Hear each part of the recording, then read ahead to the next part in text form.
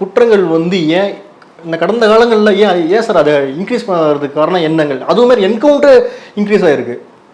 அதாவது குற்றங்கள் ஜாஸ்தி ஆகுது, அதுக்கு காரணங்கள் நிறைய இருக்குது. குற்றங்களை எப்படி செய்கிறதுங்கிறத வந்து நீங்கள் மொபைல் ஃபோனில் பார்க்கலாம்.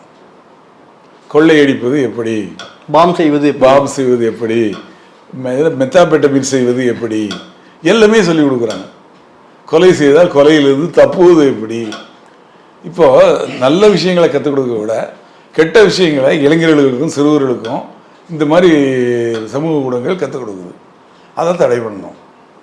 ரெண்டாவது, காவல்துறையை கண்டும் நீதித்துறையை கண்டும் தவறு செய்கிறவங்களுக்கு பயம் இல்லை. அந்த பயம் இல்லாத ஒரு சூழ்நிலை உருவாயிடுச்சு. அதுக்கு சில காரணங்கள் இருக்குது.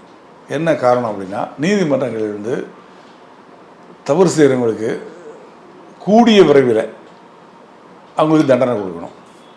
தவறு செஞ்சுருக்காங்கன்னு தெரிய வந்துன்னா நிச்சயமாக தண்டனை கொடுக்கணும். இதுக்கு சரியான சாட்சியங்கள் இல்லை அப்படிங்கிற மாதிரி சொல்லி தள்ளுபடி படையில் அங்கே ஈஸியாக வெளியே வந்துடுறாங்க. அப்போ அவங்களுக்கு தைரியம் கொடுத்துருது. இப்போது நம்ம போதைப்பொருள் வழக்கு, அதில் 120 நாளில் சார்ஜ் ஷீட் போடணும். அந்த போதைப்பொருளை வந்து இது போதைப்பொருள் தானா அப்படிங்கிறது லேபுக்கு அனுப்புகிறாங்க. அந்த லேபில் டெஸ்ட் பண்ணி ரிப்போர்ட் கொடுக்கணும். தமிழ்நாட்டுக்கு முழுக்க ஒரே லேப் தான் இருக்குது.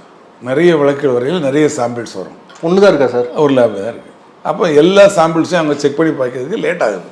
லேட் ஆகிறதுனால இந்த தடயவியல் அறிவியல் துறை அந்த ரிப்போர்ட் ஃபாரன்சிக்ஸ் ரிப்போர்ட் வர்றதுக்கு லேட் ஆகுது.